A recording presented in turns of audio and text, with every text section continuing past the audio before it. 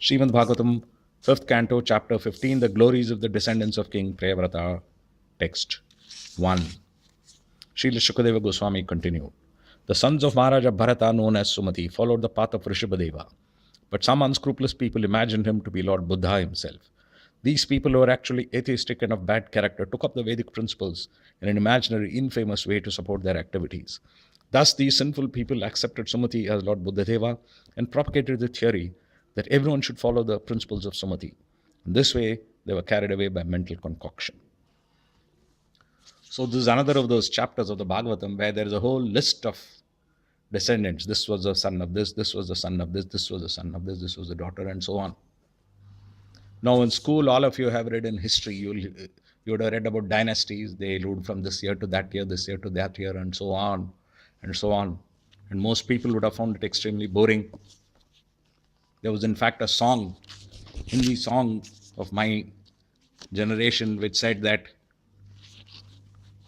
okay, Sikandar fought Porus and then he defeated him and so on. He said, so what?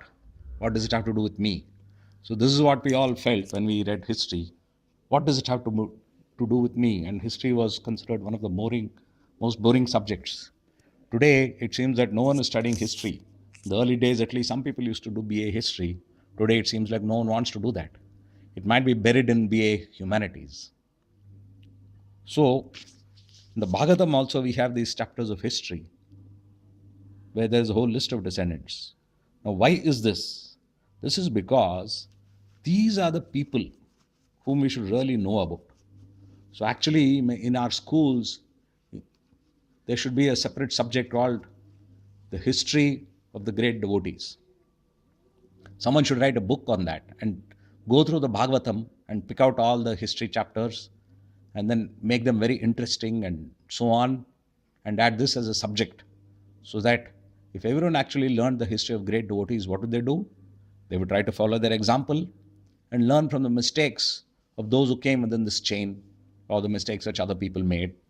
And in this way, we will, once we understand the history, we also see the glorification given in so many chapters of the Bhagavatam, that if you just understand and know the history of this great devotee, then all your desires will be fulfilled. So actually, if this is done, you can imagine how the world would change if everyone knew the history of the great devotees. So let us first start with our own devotees, our own children, and our own youth. So we'll be reading more about it. The summary showed you how many descendants are described. In the first shloka, one descendant is described, that is the direct son of Maharaja Bharata, who is known as Sumati.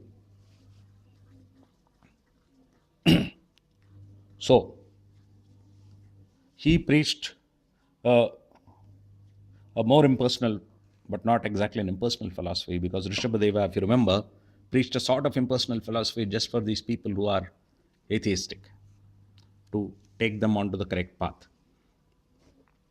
And then people kept on twisting it, and they created new religions. You can see even today how many people there are within India who want to keep on denigrating the acharyas who are properly following the Vedic system. And then they will create new kinds of paramparas. There are all the fake godmen. And then there is this huge population of people who call themselves the followers of Lord Buddha. They know nothing about his philosophy, that for example, that he renounced meat eating. Instead, they happily insist that they must be allowed to eat beef even. Actually, these people are not concerned about these lower, the so-called oppressed people, and making them followers of Buddha. They are only concerned with exploiting them by saying, don't follow the acharyas, follow me. The purpose of all the people who decry the previous acharyas is to make themselves the leaders.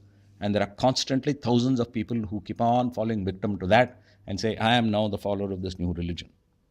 So, this is nothing new.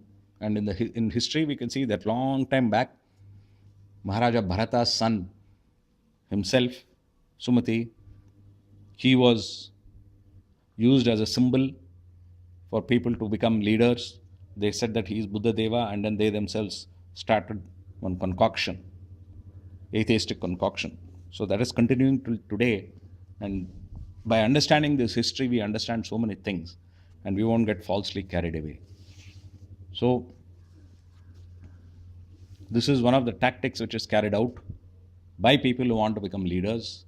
And as devotees, we are not interested in becoming leaders in a dominating way, but in a serving way. We want all the devotees to become leaders in Bhakta Vriksha, Vaishnava community building. This is the kind of leaders we want them to become. That means the servant of the servant, rendering loving service, full of love to the people whom they are trying to bring to Krishna consciousness. At the same time, you render loving service to your fellow devotees at the same level. And at the same time, you render loving service to the senior devotees. And especially, you must have a proper relationship with the one who brought you to Krishna consciousness and or the one who is actually guiding you in Krishna consciousness. We should not think that, oh, in 1 year I have learned how to be a leader. Now I'll be a Bhakta Vriksha leader, and now please don't interfere with me. Please don't tell me what to do. I know everything. I have understood KC. After all, KC is so simple. Actually, if you read one paragraph of Prabhupada's books, we've understood it, so I don't need any more. So now I will consider you my equal. If I want to accept what you're saying, I will accept. If I don't want, then I will tell you that no, I don't accept it. You don't know what to tell me, and I know you have not understood me. Various concoctions.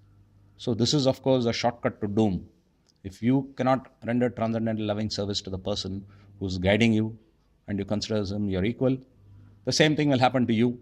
The people who are following you will get your mood. The people whom you brought to Krishna consciousness and whom you think need to be guided, they will one day say, I don't need your guidance, because they caught that disease from you. And then they will move away from you. And at that time, you will realize it, and then you'll have to change. So, this is what keeps happening. So, we request everyone, first you become a leader, but when you become a leader, please be humble, render loving service to those whom you bring to KC, and render loving service to your fellow devotees. Be very, very humble and keep on following the instructions of the devotees who are guiding you, and don't think you know better than them, and don't refute them, but just understand that you have to really take their instructions on your head and follow them, and then your life will be very successful. Hare Krishna.